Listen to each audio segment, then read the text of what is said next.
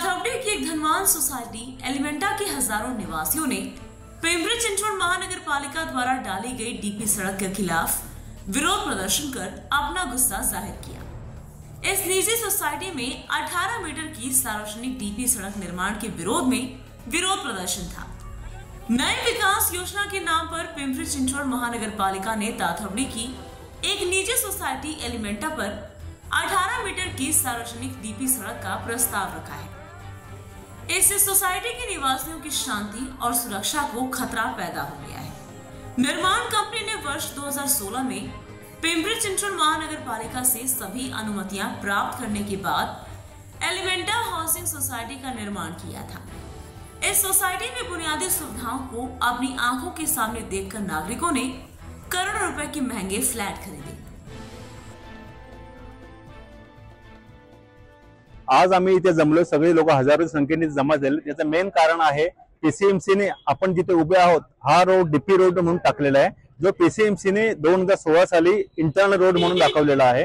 तो आता त्यांनी नवीनच प्लॅन चेंज केलाय। आता नवीन जो त्यांचा डीपी प्लॅनचा इश्यू आहे, त्यांनी नवीन डीपी प्लॅन टाकला, त्यामध्ये प्रपोज केला, त्यामध्ये हा डीपी रोड दाखवलेला आहे। हा तुम्ही जर साईडला बघाल तर हा आमच्या सोसायटी मधला इंटरनल रोड आहे। यामध्ये नियर अबाउट 4 ते 5 हजार लोक राहतात। सगळ्यांचे पार्किंग आहेत, म्हणजे सगळ्यांची सुरक्षितता ह्या रोड मध्ये धोक्यात येईल आणि यामध्ये आमची एकच सोसायटी अफेक्ट होते।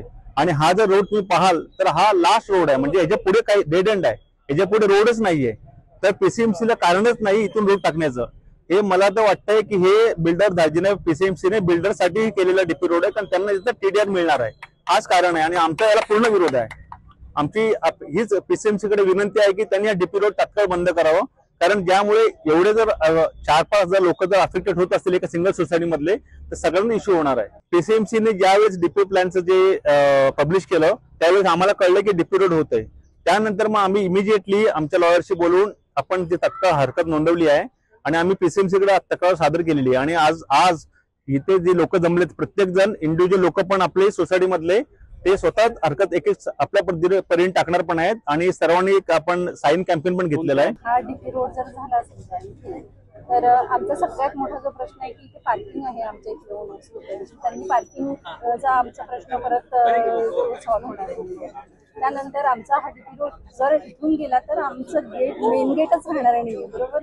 म्हणजे सगळं जे काही ट्रॅफिक आहे ते आमच्या सोसायटीच्या अगदी दारातून गेल्यासारखं आहे। आणि पुढे जाऊन आमची लहान मुलं इथे अगदीच म्हणजे डीपी रोड म्हणजे पुढे जाऊन हा हायवे असल्यासारखाच होणार आहे, कारण आपण बघतोच आहे भूमकर चौकातली गर्दी, आणि पुढे जाऊन इथे पण तशीच गर्दी होणार का। आणि मला एक तर पीसीएमसीला एक हे विचारायचं आहे की जर हा डीपी रोड पहिल्यापासूनच या मॅपमध्ये होता तर त्यांनी इथे परमिशनच का दिली बिल्डरला। आणि जर असं असेल त्याच वेळेस जर तो मॅप मध्ये म्हणजे होता की इथून डीपी रोड जाणार आहे, तर मग हे झालंच नसतं ना। म्हणजेच बिल्डरने काहीतरी याच्यामध्ये घोळ घातलेला दिसतोय। त्यामुळे बिल्डरवर ऍक्शन घेण्यात यावी जर असं काही असेल, त्यांनी जर आम्हाला काही खोटा नक्षा दाखवला असेल तर। आणि आम्हाला हा रोड आम्हाला हवाच आहे, कारण आम्हाला रस्त्यावर येऊन राहायचं नाहीये।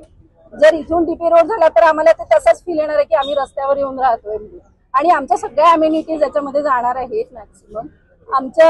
आमची सुरक्षा पण महत्वाची आहे, प्लस आमच्या मुलांची पण सुरक्षा फार महत्वाची आहे। आमची मागणी हीच आहे की इथे डीपी रोड होऊ नये, आणि जर पहिल्यापासून होतं तर ती बिल्डरची चुकी आहे, आमची त्याच्यात काही चुकी नाही आहे। पीसीएमसीने हे ग्राह्य धरावं की याच्यामध्ये आमची काही चुकी नाही आणि आमचं यामध्ये नुकसान होऊ नये बस। आमच्या सोसायटीचे काही रहिवासी आहे ज्यांचे पीसीएमसी कमिशन सोबत चांगले कॉन्टॅक्ट्स आहे, तर त्यांच्या थ्रू आम्ही पीसीएमसी कमिशन सोबत मीटिंग अरेंज करण्याचा प्रयत्न चालू आहे आमचे।